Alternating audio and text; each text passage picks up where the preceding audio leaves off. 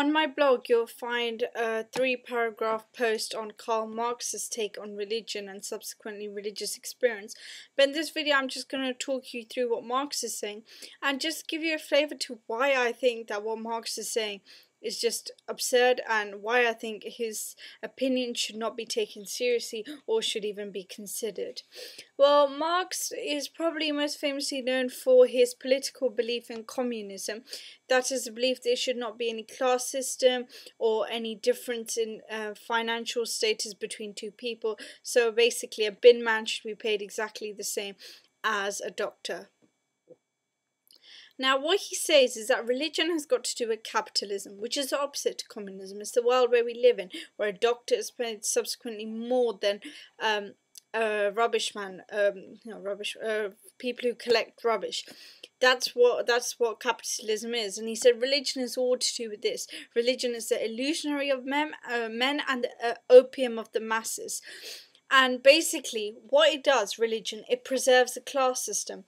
So how does religion preserve the class system? Well, essentially what it does is it tells the poor people, well, blessed are the meek, all the rewards come in the afterlife. God only gives you as much suffering as you can handle. And what do the poor people do? They feel reassured and they carry on with their lives. And the rich class, they rely on this poor class to provide goods and services which the poor class themselves cannot benefit from. And the rich class, they benefit from capitalism because they get these goods cheaply and it keeps the poor class quietly. This is Karl Marx's view. And he gives an example. He goes, the church teaching always fits in with the ruling class. So he says that if the majority of people are poor, the church will always teach about blessed are the poor and stuff. Whereas if they're rich, then they would not be teaching about this. So the church teaching fits with the ruling class, dominant class of a country. And then one thing to point out is, though, if vast majority of people are poor in an area, how can the church suddenly start teaching about charity? It's a bit stupid because rather than teaching about charity, these poor people are just going to feel more like, oh my God, I can't follow my religion, I have nothing to do.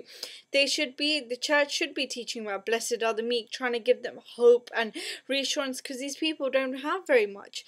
And the church should be teaching about love is more important than money and things like that because this is more relevant to people. Karl Marx just fails to acknowledge that. But Karl Marx was influenced by Epicurus and Feuerbach, and what Feuerbach says is that God is man written in large letters. So all the attributes that we want, we associate with God, and it's our subconscious wish to be this perfect human being, and this is why we've created God. God did not create us, we created him. So Marx agreed with this view and he took it further and he formulated something called alienation. Now what alienation says is that man is dominated by a force alien to him, yet man has created this alien force. That's essentially what Marx is trying to say. And he says so religious experience is just a psychological way of the poor dealing with the position that they're in, their poverty, inequality, and rich trying to get status, and it's just psychological way of people to deal with life. Now Karl Marx, I don't agree with him at all. Religion is to do with capitalism.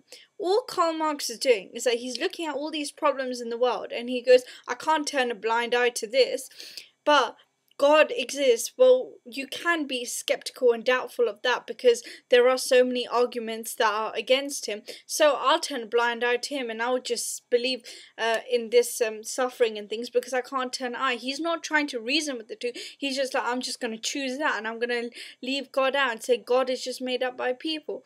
Not only that, he's a politician, so when he looks around he needs something to blame for why we have, because he's very strong in his communism view, and Karl Marx needs something to blame to say why what has caused capitalism to be so widespread, why his view is not popular, and why capitalism is just rubbish, etc., etc. So all Karl Marx is doing is he's saying, oh, God is the reason why capitalism is so popular.